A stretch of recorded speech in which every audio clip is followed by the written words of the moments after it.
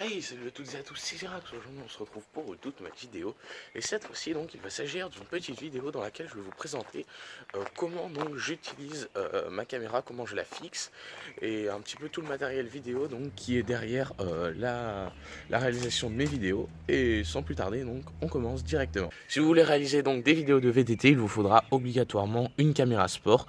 Pour ma part donc il s'agit d'une caméra sport Hyundai. Que j'ai acheté donc au prix de 89 € à peu près sur Electrodépôt il y a à peu près 2 ans. Donc maintenant vous pouvez trouver des meilleures caméras pour ce prix là, mais en tout cas elle filme en très bonne qualité. Personnellement je réalise toutes mes vidéos de VTT avec cette caméra. Et puis voilà, je sais pas si vous allez pouvoir donc la trouver encore sur le marché, mais je vous conseille d'acheter la GoPro Hero Session, GoPro Hero 4 Session. Elle est vraiment bien. C'est la petite caméra carrée qui est toute petite, qui forme un cube, et franchement vous pouvez acheter celle-là, elle est vraiment super bien. Donc aussi bien sûr évidemment il vous faudra acheter une carte SD que vous logez à l'intérieur de la petite caméra. 32 Go c'est vraiment bien, parce que si vous filmez en 1080p 60 fps comme moi, 1080p 60 fps franchement c'est le meilleur. Donc du coup les 32 Go ils sont assez vite utilisés. Alors voilà, 32 Go c'est pas de mal. Je vous conseille aussi donc des batteries supplémentaires, c'est même presque indispensable. Quand on ride souvent pour toute une après-midi ou toute une journée. Donc du coup les caméras elles utilisent beaucoup de batteries, surtout quand vous filmez en 1080p 60 fps. Alors du coup des batteries de rechange c'est vraiment pas un luxe. Personnellement donc j'en ai deux. Et elles ont été donc livrées avec leur petit chargeur qui passe toujours bien. Personnellement aussi donc j'utilise aussi une batterie externe qui me permet donc de relier là par ce port USB à la batterie externe, et ça permet donc de recharger les caméras, les batteries de caméra quand je les utilise pas. Et donc ça c'est vraiment bien.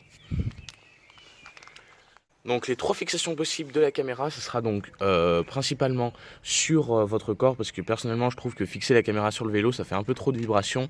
Mais donc les trois principales fixations, donc il s'agit du harnais. Personnellement donc je l'ai acheté ce harnais dans un pack à 20 € sur Amazon qui avait plein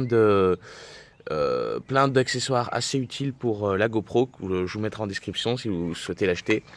Donc voilà, le harnais c'est plutôt bien, mais on peut pas tourner la tête. Enfin, la caméra ne se tournera pas si vous tournez la tête, donc c'est pas la meilleure des solutions, je trouve. Mais c'est vraiment confortable, ça évite d'acheter trop de fixations et de les coller sur son casque, et ça tient plutôt bien et c'est assez stable. Le deuxième accessoire très utile, c'est la perche télescopique qui permet donc de faire des plans à la troisième personne. Les vidéos à la troisième personne, c'est vraiment super cool, parce que ça donne de la comment on peut appeler ça, ça donne de la diversité dans la vidéo. Personnellement donc j'en fais pas énormément des plans à la troisième personne, mais je devrais en faire plus souvent. Beaucoup d'abonnés me donne ce conseil, vous voyez, donc ça s'étire et vous pouvez donc filmer, vous filmez vos potes quand ils font des descentes.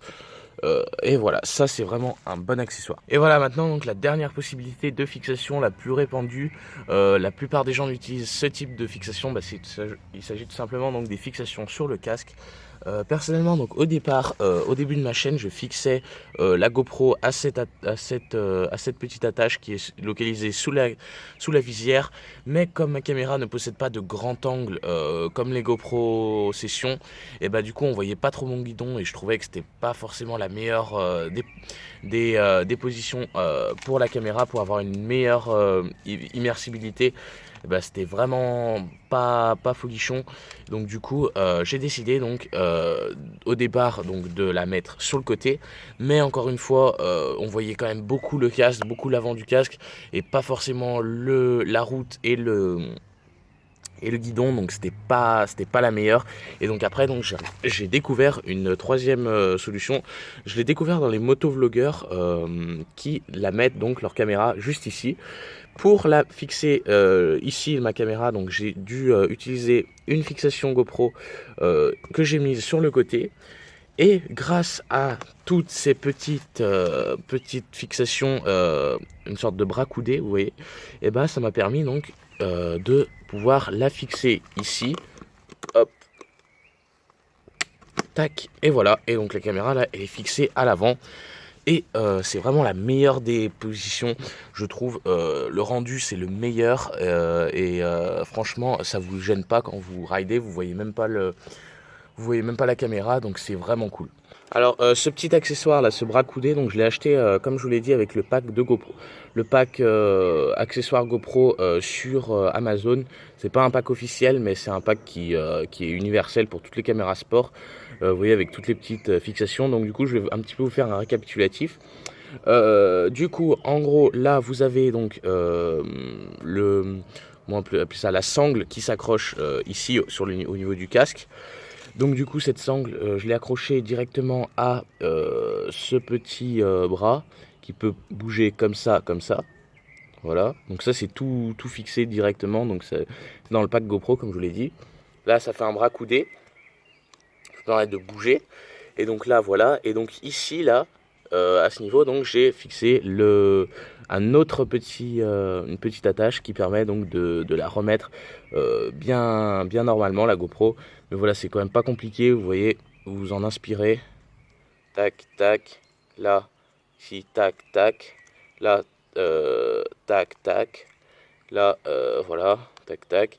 Et là, donc, ici, un petit bras coudé en plus.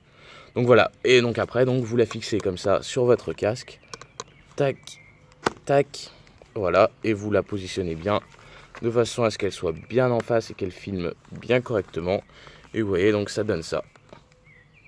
Et une fois que vous ridez, bah, c'est à la super position. On voit vraiment bien le guidon et on voit la route. Et franchement, c'est la meilleure position. Si vous n'avez pas une caméra GoPro Hero qui filme en grand angle, si vous avez donc des petites caméras sport comme les miennes, pas officielles, qui n'ont pas forcément un très grand champ de vision, et bah ça sera vraiment le meilleur compromis pour avoir des bonnes vidéos de qualité. Et voilà. Ouais, en plus, c'est discret. Enfin, c'est discret, non, pas forcément, mais franchement, c'est super cool. Donc voilà, j'espère que la vidéo de ces petits accessoires vous aura fait plaisir. J'espère donc que ça vous aura donné des idées pour fixer correctement votre caméra et faire des vidéos de qualité. Si vous voulez faire des vidéos de VTT ou même de moto, je pense que c'est à peu près la même chose pour les fixations sur les casques intégraux. Et voilà, donc si vous avez aimé la vidéo, n'hésitez pas à mettre un like, un commentaire et à vous abonner si ce n'est pas déjà fait. Et pour ma part, donc, je vous dis à la fois prochaine. Je sais pas donc quand c'est que ça sera ni quel type de vidéo ça sera, parce que ces temps-ci je suis assez inactif. Tout simplement c'est parce que j'ai plus trop le temps de faire des vidéos, mais en tout cas c'est bientôt les vacances d'été, etc. Donc normalement je vais revenir en force. Et puis voilà, allez, je vous dis à la fois prochaine, allez ciao, c'était Irax.